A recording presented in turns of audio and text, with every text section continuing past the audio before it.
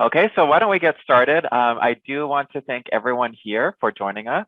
It is being recorded now. So my name is David Cerna. I'm here from the C.A.L team. I am our instructional technology consultant, as well as our Ph.D. coordinator.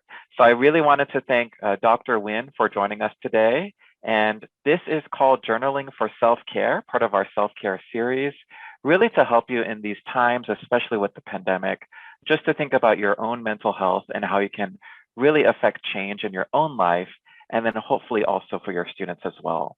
So with that, I'd love to introduce Dr. Wynne, and thank you so much for leading our workshop today. All right. Thank you, David. Good afternoon, everyone. Glad you're all, thanks for taking the time out to come here.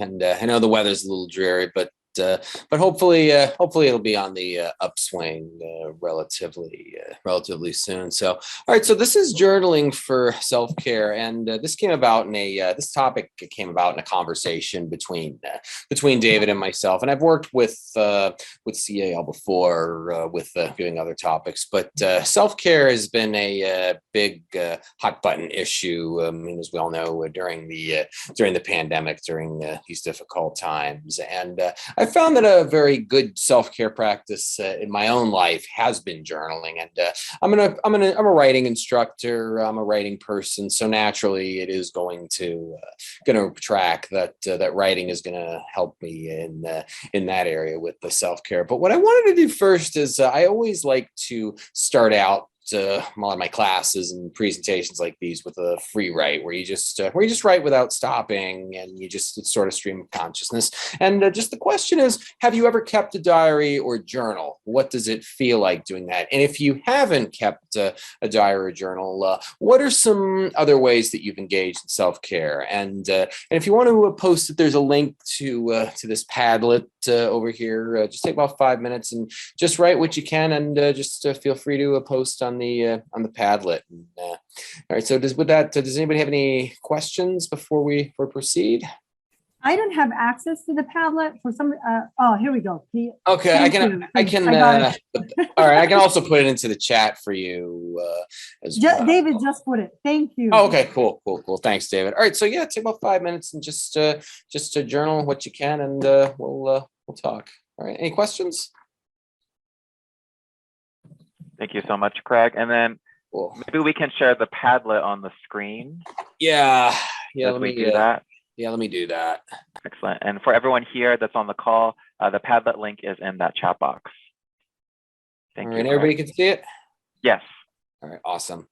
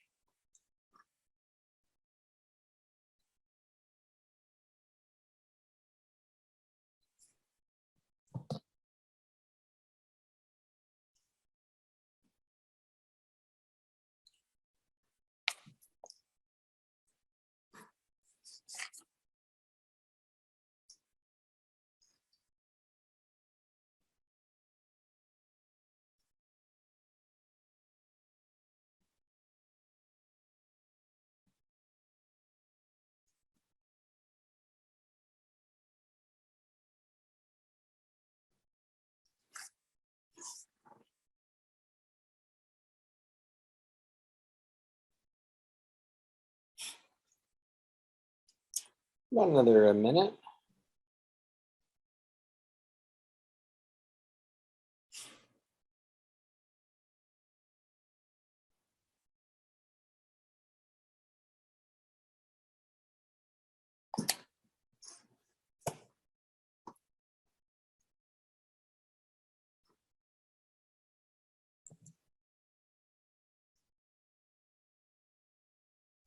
And Craig, as we wait for more responses, why did you start using Padlet for your classes? Okay, thanks for asking that. Yeah, I started using Padlet in my class. I just found that it was a really good tool for students to write. And in my pedagogy, I'm a very big advocate of low stakes writing, which is writing that the students don't really do for a grade or a very small portion. And I do a lot of in class free writing where students can use writing to think about topics, things that they're learning, or think about things that they've just learned in class. And by using Padlet, students actually have something concrete they can post it on, and students can also see each other's work as well, and they can learn from each other as well. And it also helps to normalize a lot of what students are feeling in that regard as well. So now I've fallen in love with Padlet over the last couple of years. I love it as a tool. So yeah, all right. Yeah, so, I love even with this online webinar, we're also able to see in real time all of these little notes added to this Padlet. Yeah, and I'm really liking reading these as well. I love that picture. I want to start journaling more. Where to start? Well, this is the perfect workshop for you because it's going to show you some great things. So, okay, I write notes on my phone during the day. Okay, it helps with stress. Okay, I've journaled in the past both online and with text. I've just started using it like to write random thoughts, reflect them later. I use my bullet journal daily, but it's more for tasks, appointments, and to-dos. I do add some notes, mostly about normal things in my toilet, but I don't use a tactile journal. I did keep a diary, but fell out of it once I went to college. Okay, all right, like getting things out of my head. Okay, so you've kept it. Okay, so one of you was inspired by the Diary of Anne Frank. You write the journal and you use journal writing in your classes. Okay, so it sounds like so I'm just trying to read the entire piece. Okay, so old composition books. Yeah, I use one of these as well. Marvel composition notebook as far as that goes. Okay, so yeah, writing. Okay, so yeah, I'd also like to hear from some of you if you feel comfortable. If you feel comfortable sharing, what did you come up with? So who does anybody here use? Those of you who educate, do any of you use journal writing in your classes? Yes. Okay, was that you who wrote about the Diary of Anne Frank? Yes, of course. Okay. Yeah. Hi. But I thought we were doing a free write, so I just kept writing until I started hearing everybody talking, and then I figured, okay, stop now. But yeah, I mean, I could go on forever on this. So Journaling is a wonderful thing, and that's actually something that I'm interested in as well. So we'll have to talk outside of this, but yeah, I found writing has always been very therapeutic for me. And I know you and I are writing instructors or writing people, so so we tend to do this a lot. But I also know we have a lot of people from different departments with different specialties. Okay, so journal. So with those of you who have done journaling, do you find that you prefer to write by hand, or do you like to write on computer? I know one of you likes to write on the phone. What are the benefits of those of you who do to write on computer or on the phone? What are the benefits of doing it on the phone for you? I like writing. I'm Fatma. I'm sorry, I'm not camera ready today. But I like to write on my phone. Even my computer is not, I like just to open notes on my iPhone and just keep writing thoughts. And it really keep like a log of what I'm thinking about, and I can access it at any time. But I'm not fan of writing things, handwriting. I won't be able to read what I wrote. So you find it just easier for you to process it when you're using the phone or using computer, and that's fine. And everybody has a different way. And I have a discussion like this with my students, and it's usually pretty 50-50. Some people, even students who are 18, 19, even a lot of them prefer to write certain things down by hand as well. And Megan, so handwritten, you're a very big advocate. Okay, so it helps. Okay, handwriting, calligraphy, hand lettering. So it helps you on a couple of different fronts, journaling and with that skill as well. Okay, all right. So it sounds like we have a couple of different. We have a lot of different perspectives, and everybody's different. I prefer. This is just my preference. I use this Marvel composition notebook to write my journals, because for me, when if I have journaled on the computer before, but for me, it feels a little too close to to doing work, to writing emails, creating handouts for class and things like that. So I know for me, I need that space away from all that, where I can just where I can collect my thoughts. So it sounds like some of us have had some experience with journaling, and others are carrying out. So what I'm going to do now is I'm just going to stop the other screen sharing so we can do the PowerPoint. I have a very loose presentation for you. Most of it's going to be hands-on, but I did want to just introduce you to what journaling is, and essentially journaling at its definition, it's just recording ideas. It could be I know one of you wrote about to-do lists, bullet points, just keeping ideas, any reflections, experiences in a paper or electronic diary, whatever your preferences. And James Pennebaker, he was a scholar in therapeutic writing, and he was essentially a very leading figure in research relating to writing as a form of therapy. And he found that journaling has these outcomes where it helps to label emotions, and he really worked with a lot of war veterans who had post-traumatic stress disorder, and he found that when they journaled, it really helped them to process the events that they had, the traumas that they had gone through, and they were able to really help alleviate a lot of the symptoms of their disorders, and really helped to fix, help to cure as well. So and I find that just in my own personal experience, if I'm struggling with something, whether it's work related stress or just something personal, I find if I can get it into a physical form, it becomes real because it's on paper. It's now present, and I find for me when I write it, I find that the longer I write, the longer I stick with it. Eventually, I do come to some solution of a particular problem. For example, I got and I won't go too specific into it, but I got an email from a student that that had the potential to to trigger some emotion. And I find that just from my own experience, it's usually good if I'm in that place of emotion not to respond. But what I'll do is I'll often write my response in a journal, and I'll write out what I'm feeling in the moment, and it enables me to come to a solution that's going to be better, but more healthy for myself and for the student as well. So even for things not quite as severe as PTSD, I found that journaling can be very helpful as far as that goes. And Cambridge University actually they did a study for people who had a generalized anxiety disorder, and they found that people who journaled 15 minutes per day for 4 months, they tested a lot lower in their anxiety levels than they had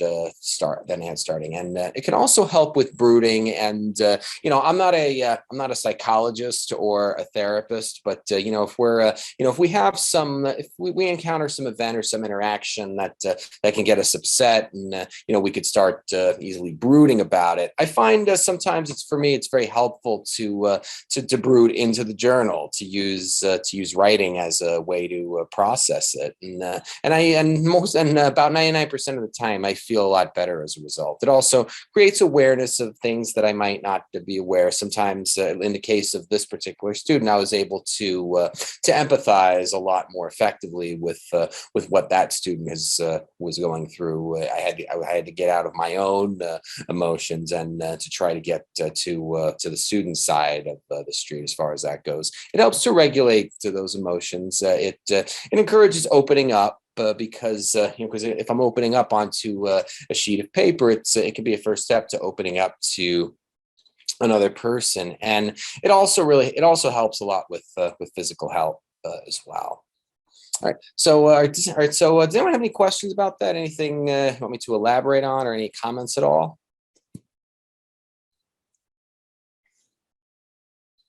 Okay. I'd be curious to see the research. That article that you're referring to. So if you have something at the end, please share it. Thank you. Yeah, absolutely. Yeah, sure. So let me just make a note so I don't forget it. All right. Yeah. So, okay. So yeah, and there are certain types of journaling, and this is not an exhaustive list, but one thing that I recently started doing, actually when I started preparing for this presentation, is morning pages, where first thing in the morning, and I've combined this with some meditation, where in the morning a lot of times when I get up, my thoughts are racing, so I'll get them onto a sheet of paper. And there's conventional journaling, kind of like what you did just now, where it's focused on a particular topic. There's also a gratitude journal, and I find that if I'm in a bad mental or emotional place about something, I find a gratitude journal can be very helpful. Just essentially, it's listing things like bullet points of things we're grateful to have. Hey, I'm grateful, to have a career that I love. I'm grateful for family and friends in my life. Things like that. Grateful that I have a roof over my head. So things like that. Things think the positive things. There's also something called the unsent letter, which is something that I've actually used with some coaching that I do. And what the unsent letter is it really works nicely if I'm angry with somebody, or if I'm upset with someone. And in this unsent letter, I essentially just write out everything that I'm feeling, and it's completely raw, and I never have to show it to anybody, but it essentially has every raw emotion in that letter. You can curse, you can essentially say anything that you want in it, but the whole unsent letter. Yeah. Okay. If I found my unsent emails. Yep. I completely understand. Yeah. I've had to write a few of those myself. So yeah, unsent emails. So, but we don't send it. essentially it just stays in that one place. And I find that by letting it out, it also helps as well. Another thing that's not listed there is writing a response from the other person. What do I anticipate that other person would respond by saying? I actually did work with somebody who was rejected by an academic journal, and they just had such a big resentment against that journal. So I had that person write an unsent letter in which every emotion came out. And they also wrote a response so that they might anticipate from the journal. And what they did was in that particular response, they wrote, "This was never our intention to make you feel this way, and we're sorry that you felt this way. This is just what we do." And this person was able to empathize with the position of the people at the journal. So by writing the unsent letter, they were able to overcome a lot of that anger that they were feeling. And there's also the pocket journal as well. And I keep one of these a lot of times. I like to go to a lot of live music in my own personal life outside of work, and I blog about the shows I go to, and a lot of times when if I see an idea, if I think of something, if I observe something interesting or funny, then I'll just write it down in my journal, and I might get an idea for it a little for something else. So, all right, does anybody have any questions about any of these types at all?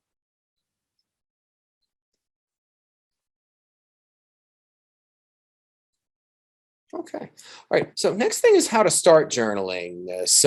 First thing, what I do recommend is trying it out on paper first if you're new to it, and if you find that it works for you electronically. Those of you who really prefer to do it on computer or phone, that's fine. I'm not denigrating that at all, but try it out on paper first, because a lot of times just the physical act of writing, it can also feel like a little bit of exercise in a way, and you can also make it a habit. It is something to do consistently, kind of like if you work out, or if you go to the gym, or if you run, or if you have some kind of routine. It can start.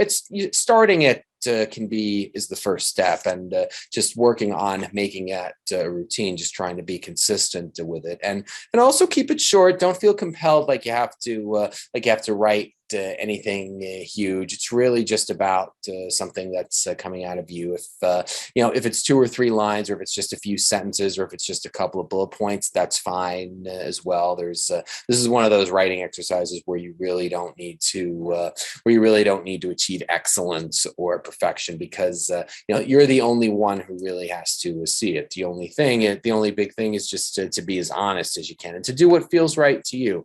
Grammar, spelling, sentence structure, this is one of the few genres where you really don't have to worry about that. And I try to tell my students that as well when they start, as far as that goes. And you can also use it as a starting point as far as that goes, and again, make it a habit. I have that twice, just because that's a big thing. How long do I keep physical journals for? It really depends. There have been. Are you asking me, Lauren? Or are you asking everybody else?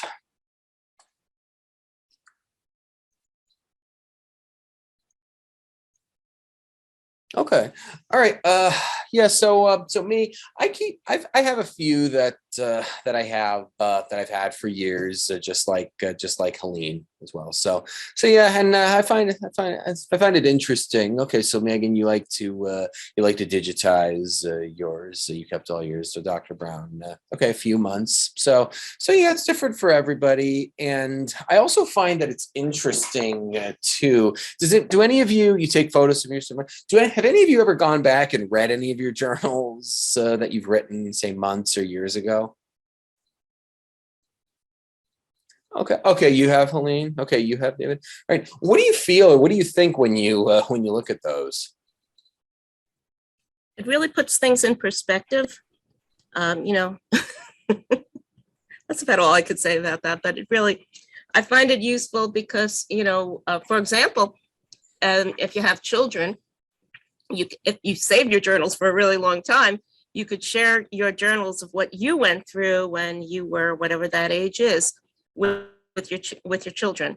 So, and that's always a good, like I said, it puts a lot of things in perspective. Okay, and you don't have to answer if you don't want to. If you don't want to get too personal, that's fine. Have you ever shared any of those with your children? Yeah, I mean, mostly I will, kind of read it and then summarize what I wrote, and I'll paraphrase my own words to them. So, but no, that's gonna have to wait for I don't know when. Right. Yeah, understood. But yeah, I find that I always find it's pretty surreal sometimes reading things that I've already written. Oh my God, I can't believe I was thinking like that, huh? Interesting. That's what I mean. I mean, like you may think you're going through a crisis, and then you read through a time where you actually did go through a crisis, and you realize, well, I got through that one. So, Yeah, I got through it, and I'm in such a different place than I was. Things that seemed so big to me back then just don't really feel all that major right now. So yeah, so those are yeah, I find it's interesting just to do that at all. All right. I'm sorry. I should just say, actually, and this may relate to some of the women in the group. When I was pregnant, I found myself writing my journal to my unborn child, which now when I read it, it's very moving, especially now that I know who the unborn child actually is. So again, perspective. Okay. All right. Has anybody else done that? You don't have to share if you don't want to, but I'll give the space to do that. Has anybody else done that at all? I'm doing something similar. I'm a mom of a toddler, and I read online to send emails to your kid. So I started doing that when I found out I was pregnant. And when she turns 17, 18, I will hand over the address, and she'll have years and years and years of what it was like being her mom. Oh, wow. That's cool. That's great. Yeah. Imagine that'll be pretty insightful for you. Yeah. All right. Does anybody have any other questions or comments about anything on here? I think for me, starting a journal sometimes feels like I have to make it really thorough or really long. So I like these tips. Like I can just keep it short, just jot down a feeling, a memory, and then it doesn't have to be some masterpiece like a fine novel. It's just really your thoughts on paper. Right. Yeah. And I mean, I think as humans also, we have this built-in need for closure, like something has to be complete, something has to be full. And I don't know if any of you have ever read Anne Lamott's Bird by Bird. Helene, I imagine you have as a writing person, but no, sorry. Oh no! Oh, okay. It's a really good book. It's designed mostly for fiction writers, but you could really apply it to any kind of writing you do. And she wrote this book, Bird by Bird, and she has a chapter called "Shitty First Drafts," and I can send that to anybody who wants it. But what it is, it essentially advises writers to be okay with just writing a shitty first draft, just dumping out your thoughts on there and letting it be okay as an incomplete piece of work. At least to start, and with journaling, that's the thing, is there are really no hard and fast rules for journaling like there are for other genres of writing. So we really don't have to feel compelled to try to make it full or complete. We can just write anything that's on our mind, and it can be as long or as short as we want it to be. So yeah, if you want to put your email in the chat, I'll be happy to send that to you after the presentation, after we're done. So but yeah, it's a very good book. I highly recommend it. All right, so now we're going to get into the practice. This is the big part of it, is where we get to do some journaling for ourselves. So what I'm going to challenge everybody to do is we're going to take about 15 minutes and to just pick one or more of the formats that you saw, or if you've got your own way of journaling.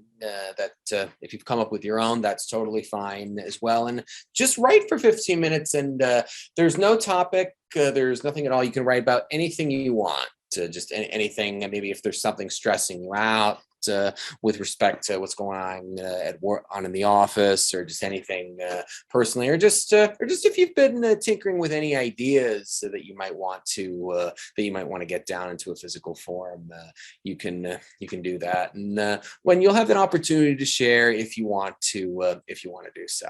All right, before we let loose, does anybody have any questions?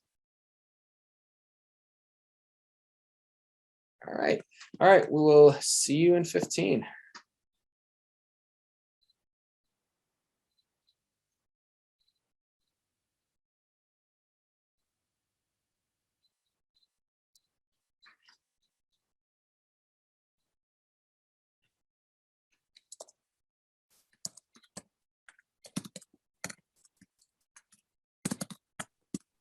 And Craig, as we do this, I'll play some kind of writing music in the background for Cool. everyone as well. All right, cool. Sounds great. Thank you.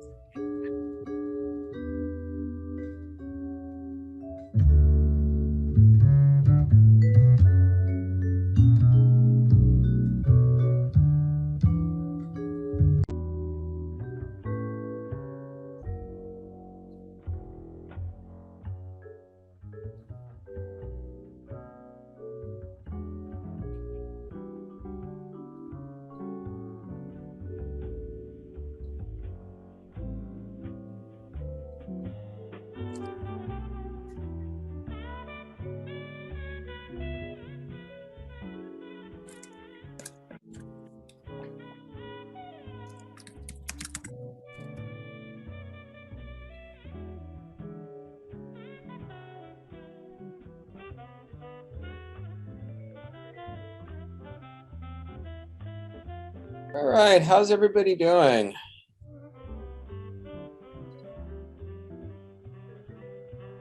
Cool. All right, thanks. All right. So would anybody? This will be a kind of, the rest of this will be kind of an open forum. If anybody wants to share about what they wrote, or if you want to summarize what you wrote, or did you experiment with any of those formats? And I'll put them up on the screen just so that we can see them. Would anybody like to share what they wrote about, or just you can read yours aloud, you can summarize it, or you can just share what formats you did, anything at all?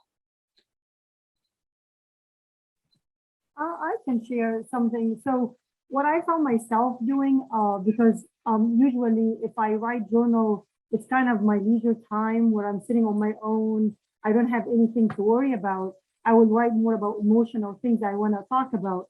But because of this settings in the middle of the day, we have so much going on. So I found myself writing a kind of to-do list. Kind of a what? And, to-do list. Okay. More than a journal reflection. So, and then I found myself reflecting on why I'm doing a to-do list. And I think part of journaling is when we should write, should we have it as when we need it, or should we set a time where when we write a journal? Yeah, and it can be. I know it can, having kind of a time limit can be a little constricting. I do get that. And if not for the length of the workshop, I would say write for as long as you want. And if you're still writing, I definitely don't want to disrupt anybody's flow. So if you're still writing, if you're in the middle of something good, then you can keep going. Don't let me stop you at all. But yeah, I could feel that. I can understand that. Depending on the time of the day, it can influence that as well. All right, so thanks, Fatma. Would anybody else like to share theirs? All right, Helene, I see Helene's. Yeah. I'm happy to let somebody else share, but I'm also happy to talk about what I just did too. Right. Is there anybody else who wanted to say anything? Okay, then. Well, I don't know how many words I just wrote, and for some reason I can't find them. I mean, I did it on a document, and I have I don't know how many documents I have on this computer right now, but I'll summarize what I was writing, and I was just really impressed. I'm really surprised that even though I tell students to do this, I should be doing it myself, because frankly, I'm struggling. I personally am going to be doing a presentation on reflective writing. And the challenge was that I was asked to provide data. And I'm going, what kind of data? What kind of data would you do for journaling? So I rewrote on that for the amount of time you gave us. And I came up with about like 3 different ways I could find data for journaling. I don't, I could share that with you if you want, but I'm just really surprised at why I didn't think of just doing that myself.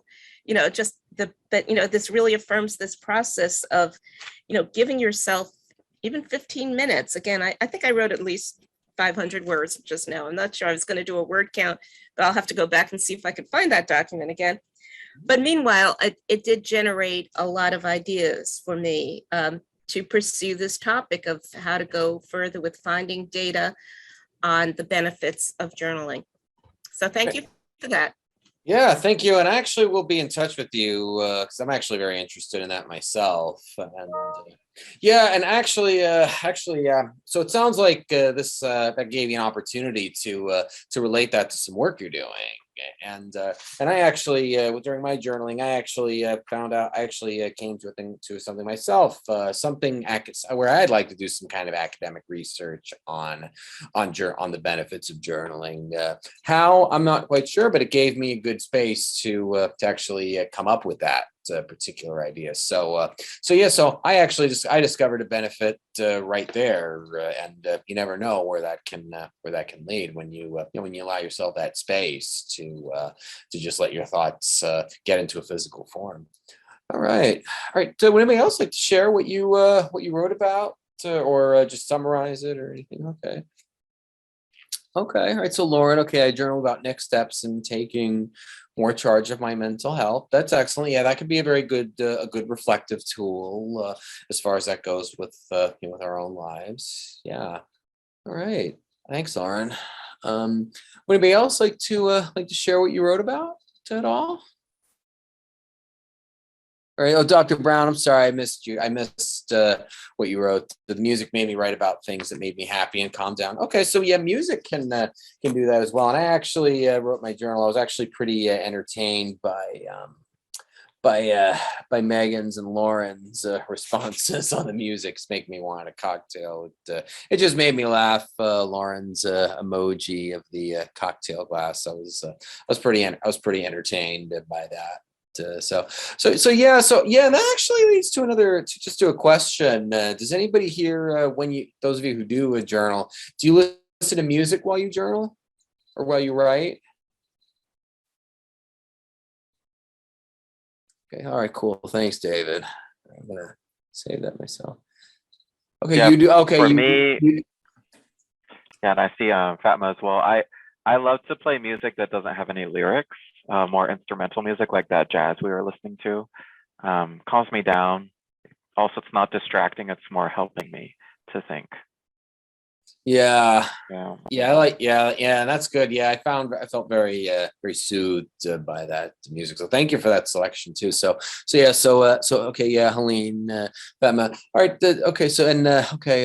Professor Orman. Does anybody have any particular genre of music that you like to listen to, or does it vary depending on the task at all?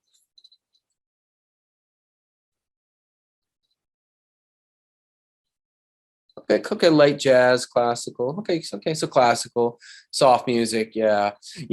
I gravitate toward new agey kind of music. Things with like a lot of flutes and wind chimes and things like that. So yeah, but we all have what works for us. Does anybody here like to journal or write more in silence? Does anybody prefer silence as a ambient sound?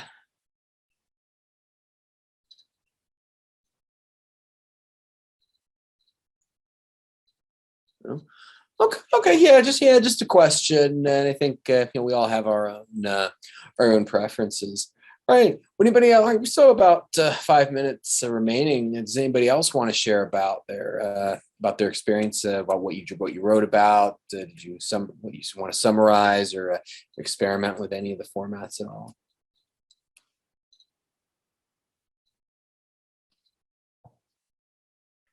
Well, since we were talking about sounds, there's a website I like to use called I Miss My Cafe. I'll put that in the chat box. It's more ambient sounds, like the murmur of being in a cafe. I can't really work in total silence, but I like having some kind of noise, even white noise, that can help me focus and just relax and calm down a bit. Okay. Oh, cool. I like the title of the site. Did that start during the pandemic? That's when I started using this one. So maybe that's when it started. Okay. Yeah. It just sounds pretty appropriate for the beginning of the pandemic with all easy to remember the name too. Yeah. I just bookmarked it myself. So thanks. I also use doodling. I like drawing. That it's not really like just a feeling. So I use sometimes doodling on notes using iPad. And then I will write. Sometimes during like am I listening to a webinar or I'm in a long meeting that I don't have to have a voice in it, just to have to listen. So I will use doodling and write after. So, by the end of the month, you will see a lot of drawing and you will kind of see the relationship between whether I'm doing a lot of dark colors and, whether my mood throughout that day. Yeah, that's awesome. Yeah. So you find doodling helps you to process that kind of information. Yeah. And I mean, a lot of times in the classroom, I'll walk around occasionally. I'll see students doodling in their notebooks. It's a good way for people to process information, especially if they're visual learners. So yeah, adult coloring books. Yeah. Cool. All right. Does anybody else? Sorry. Does anybody else have anything you want to add at all?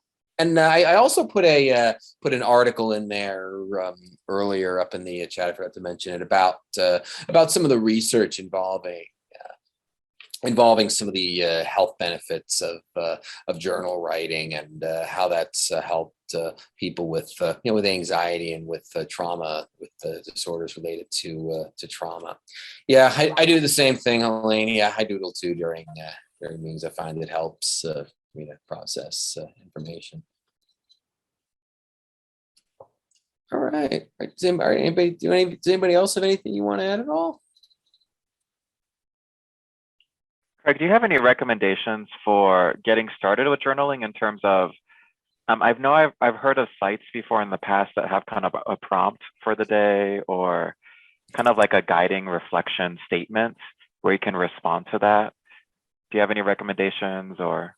There is one site that me personally, I prefer to mostly just use the notebook, but there is one site that actually that a lot of people do like. I'm going to type in the chat, called 750 Words, and it's designed for people who are working on projects, but you can really apply that to journaling, and you don't necessarily have to, because it's meant for people to write 750 words a day, just some kind of just to have some kind of a goal, but you don't necessarily have to do that. But it could be a good way to get started journaling if it's something you're not doing, if you feel like you need if you feel it'll help you to have some kind of some kind of accountability measure. So I know a lot of people do benefit from that.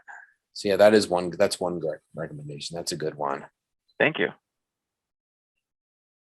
Yeah, and also I don't know if you like if you want to make your journal public at all, and you can also do this anonymously. I'm very into blogging so that's another one, Weebly.com. It's a pretty it's pretty user friendly as far as that goes. There's some things you have to do to set it up, but it's built more like a website. But if you wanted to blog about anything, if you have topics that you focus, okay, yeah, Megan, your web portfolio is on Weebly. But if you wanted to just keep a journal and keep it online, if there's something where you want others to read it, you can use that. Also, Blogspot is also a fairly popular one as well, Blogger. So yeah, but yeah, those are some good places to get started. I know Scrivener is a lot of creative writers use Scrivener as well, but you can also use that for journaling if you wanted to do that as well.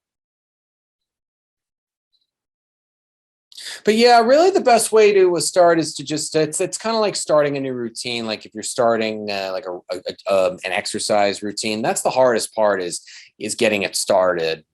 Like just really the best thing I recommend to get started is to try to devote at least like a certain amount of time a day. Like if you're starting out maybe 5 minutes a day, just say, I'm going to write for at least 5 minutes. And, you don't have to limit yourself like we kind of had to do here, but you can, but what I'll do sometimes is I'll time myself for 5 or 10 minutes and said, okay, I'm going to write for at least this amount of time. And if I have more to say, then I'll do that. And also a good way to start as well is I use this with students who are feeling some kind of writer's block if they don't know where to start. You can start by writing the words, I don't know what to write. So just by getting something on page, eventually, if you keep writing it, eventually something's going to click and some kind of thought will come in. So yeah, I mean, really the best way to do it is to just sometimes you just got to force yourself to do it, even if you don't want to.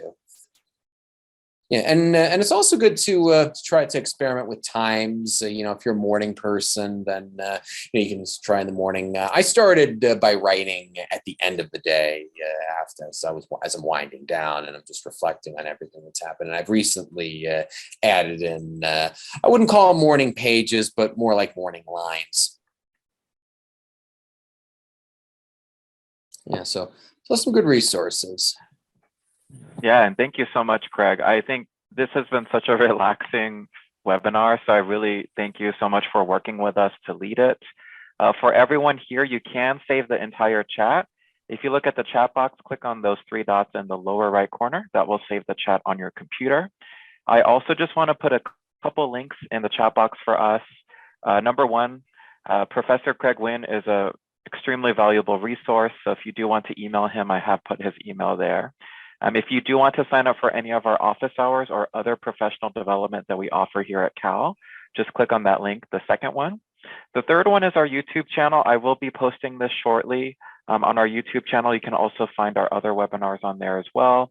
And last but not least, if you do have some extra time, if you can fill out our PD survey, this is called Journaling for Self-Care. Once you fill that out, I can also hand that to Craig as well. We do want to do more of these self-care type of webinars. So if you do have another topic or would like to lead it as well, just let me know. I'll put my email in the chat box as well. So david.cerna@udc.edu. Craig, are there any final thoughts before we close today? Yeah, like David said, if you have any questions about any of this, or if you want to talk more about journaling, feel free to get in touch with me. I'm also on campus this semester. I'm also on campus Monday, Tuesday, and Wednesday, and I live right nearby, so I can also meet you there if you ever want to do that as well. And yeah, if you're those of you who are journaling, just keep doing so. And if you're just looking to get started, yeah, start small and just keep moving. You'll be surprised at what you come up with. And thank you for being a great audience. Excellent. So thank you so much, Craig. Thank you everyone else for joining us today. Feel free to unmute, say your goodbyes. Hello. Thank you. Everyone. Bye. Thanks everyone. Aline. Thank you, everyone. And please enjoy the rest of your day and have a nice week and weekend. Bye-bye. Take care, everyone.